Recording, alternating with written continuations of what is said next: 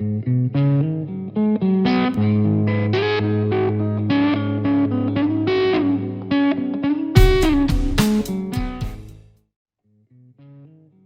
super quick today. Threads, how to make threaded parts.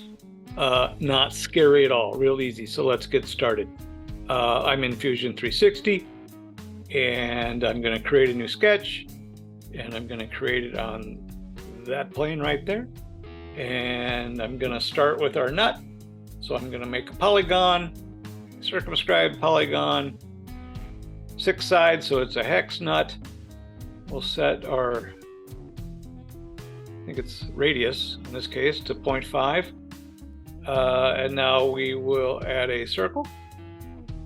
In the circle, we're going to set our diameter to 0.5. And we're going to finish the sketch. And we're going to select the face. I'm going to rotate that a little bit. I'm going to type E for extrude, and I'm going to go up 1/4 inch. So there's our nut with no threads. That's fine. We'll get to that. I'm going to make an offset plane. I'm going to offset it from the face of our nut. We're going to go up 1 inch.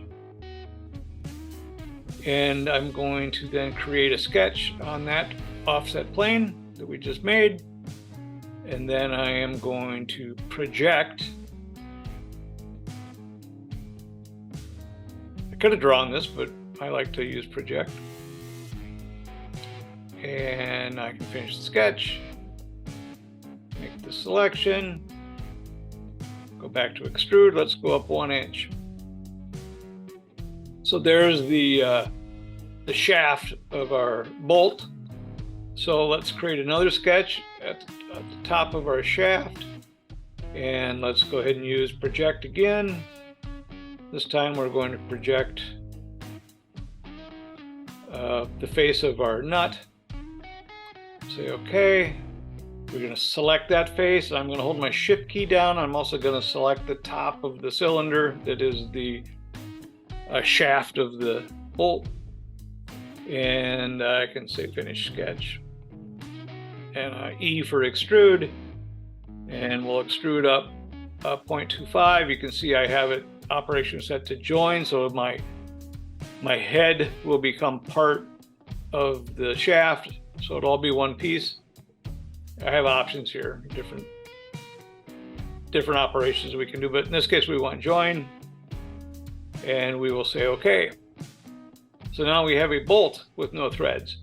So if we select the face of that shaft, and under create we go thread, Fusion's going to pick what it thinks is the best thread type and size to use in this situation, and it does a pretty good job. So it's selected a 1/2 inch, 12 threads per inch, which works for me.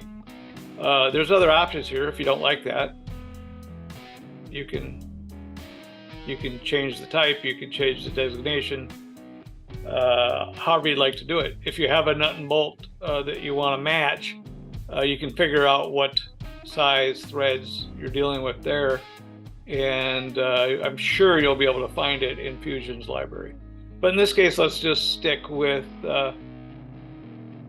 what Fusion has decided to use. We want to check modeled, especially if you're going to actually print this. So I'll turn that on, and it will show us how it's going to model it. We want to keep using these settings. We could check remember size, which I'll go ahead and do. As we thread the nut, it's the exact same diameter, so it's gonna automatically choose these settings again, regardless of whether we have remember size checked or not. But I'll just go ahead and check it to be safe. We'll say OK there. I'll select the face, inside face of our nut, create threads.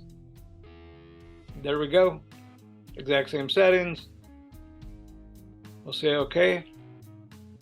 I could export these bodies out as STL files, 3D print them, and they will fit together. Now they'll be kind of tight, maybe too tight to be useful. So in that case, what we would need to do is offset these faces and fillet these edges on either the bolt or the nut or both. And these, what I'm about to show you, these settings you'll want to play with to find settings that work for you, so that they're not too loose when they made up, and they're not so tight that you can't twist them without breaking something, or that creates or takes a lot of effort, I guess, to spin the two. Ideally, you'd like to be able to spin that nut and it'll spin itself on the threads. Okay, so to do that, we just select a face, come out of face, and use push-pull, and I'm going to go minus 1/1000 of an inch. Say OK. We'll select the opposite face, push-pull, minus 0.001. OK. And now I'm going to select an edge, and I'm going to do fillet, and we're going to fillet 0.005. And again, these, you'll have to experiment with the numbers depending on the diameter of the nut and bolt that you're making. These numbers will change. So we'll do another fillet there, 0.005.